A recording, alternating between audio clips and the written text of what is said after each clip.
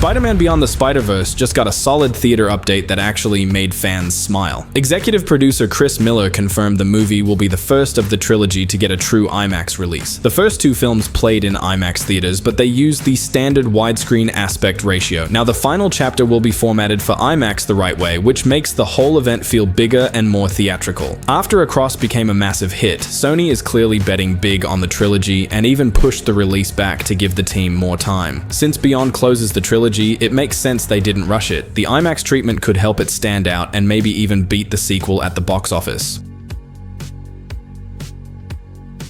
Plot-wise, things are mostly straightforward if you read the signs. The first official images already give away a lot. The opening will probably pick up directly from Across, where Miles ends up on Earth 42 and runs into another Miles who's become a rough drifter version of himself, basically a prowler in that reality. They get into a fight, of course, and then form an uneasy alliance. Don't expect the drifter to instantly switch to team player mode for the sake of saving the multiverse. Their dynamic will feel more competitive at first, with grudging respect developing over time.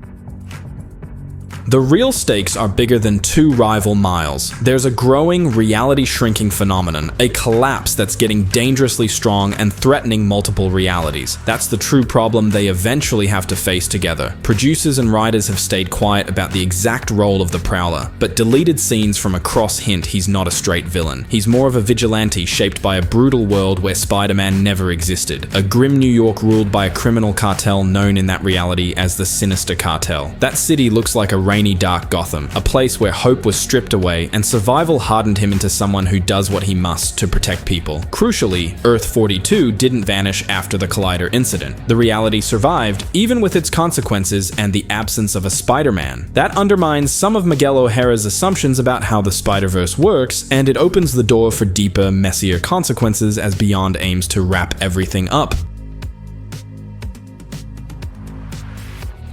Every storyline that started way back in Into the Spider-Verse will come full circle in Beyond. It's all leading to one massive finale where everything connects, and yeah, there's no way Phil Lord and Chris Miller are walking away from Sony anytime soon. This franchise has become one of the most beloved and groundbreaking animated series ever, winning over both kids and adults alike. It completely flipped the animation industry on its head. Now half the studios out there are trying to copy that signature Spider-Verse look. Even Sony set an almost impossible standard for themselves with the first film. The movie was originally planned for release this year, but now it's been pushed to 2027, mainly because of the animation process. A lot of animators actually left the project during production on Across after the heavy crunch and behind-the-scenes controversy. Despite all that, the team is back on track, and the delay is paying off. Animation takes time, way more than live action. You can't just reshoot scenes or patch things together. Sometimes 5 minutes of footage can take months to perfect. And for a movie like Spider-Verse, the quality has to stay sky high. Beyond isn't just another sequel. It's meant to break every rule of animation again.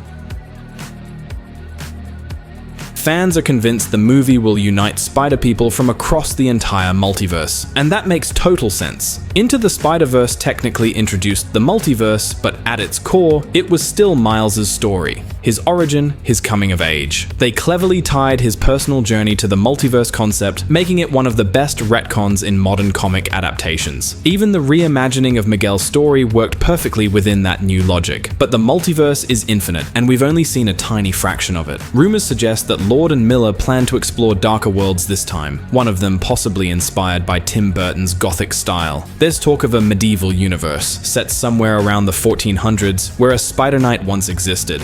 Whether that actually shows up or not, the heart of the story will still center on Miles. This is his fight against the Spot, his mission to save his father without destroying the entire multiverse in the process.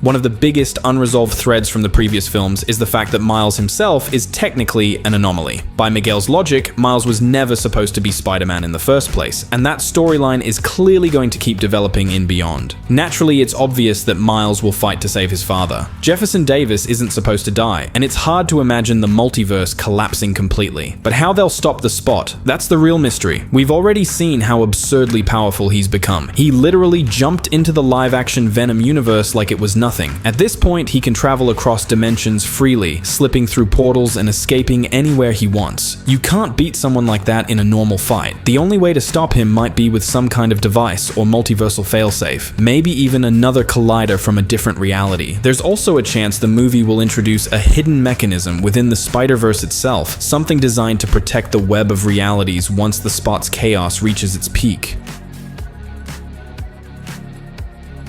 According to some insiders, the film's midpoint will feature one of the most ambitious animated sequences ever made. Months of work went into it. The scene will reportedly show the Spot opening dozens of portals to different universes, pulling in villain variants from across the Spider-Verse. We're talking about an all-out dimensional war. He could summon versions of the Sinister Six from classic worlds, or even bring in characters like the Insomniac version of Venom. Anything's possible in this movie. There are no limits. They could even throw in live-action cameos, Andrew Garfield, Tobey Maguire. Why not?